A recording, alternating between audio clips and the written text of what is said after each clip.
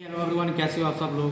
तो आज मैं एक नया टॉपिक लाया हूँ ईवीटा के ऊपर कि ईवीटा क्या होता है और उसको किस लिए क्यों ज़रूरी होता है ईवीटा। ये उन लोगों के लिए जो इस लाइन में बिगनर हैं, जो अपने F&B साइड से, उनके लिए वीडियो है। इनको सीखने के लिए कि कैसे ईवीटा क्या होता है और उसको क्यों परफॉर्मेंस दिया जाती है एक रेस्टोरेंट या एक होटल में। तो इसके लिए ईवीटा का सबसे मैंने मतलब है, पहले मैं आपको ये बताता हूँ कि ईवीटा का मतलब होता है। इसका ईवीटा का मतलब है earning before interest tax applicable. ये एक पीएनएल का पार्ट है, जो एक पीएनएल का उसका एक लाइन अप है।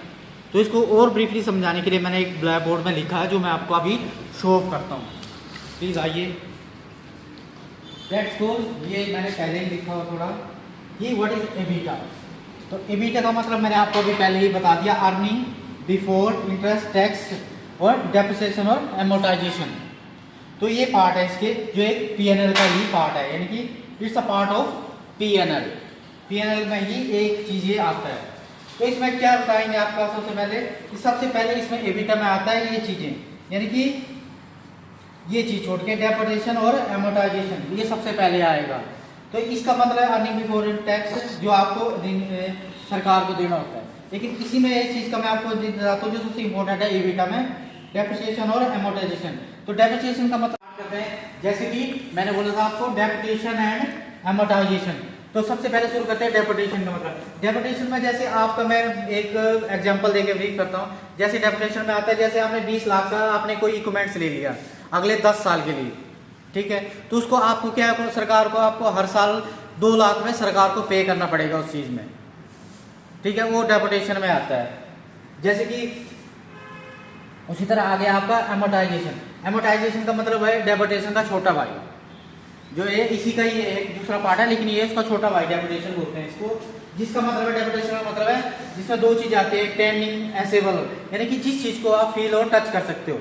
और दूसरा आता है एमोर्टाइजेशन, नॉन टचेबल, जिसमें आप चीजों को टच नहीं कर सकते।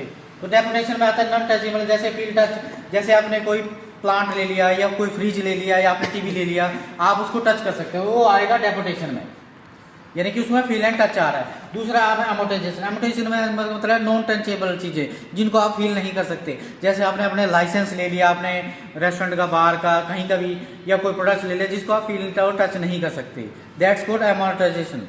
तो ये चीजें हो गई 2।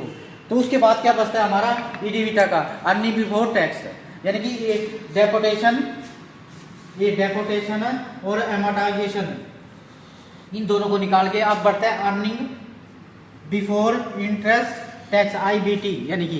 तो उसमें क्या बचे हमारे, 2 बंदे बचे, एक सरकार एक साहूकार।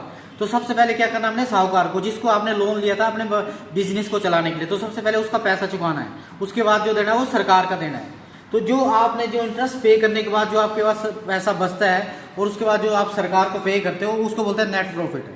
जो सरकार का और साहूकार का देने के बाद आपको जो पैसा बचता है, इसको बोलते हैं अर्निंग बिफोर इंटरेस्ट टैक्स, यानी कि वो पैसा जो है एक मालिक का होता है।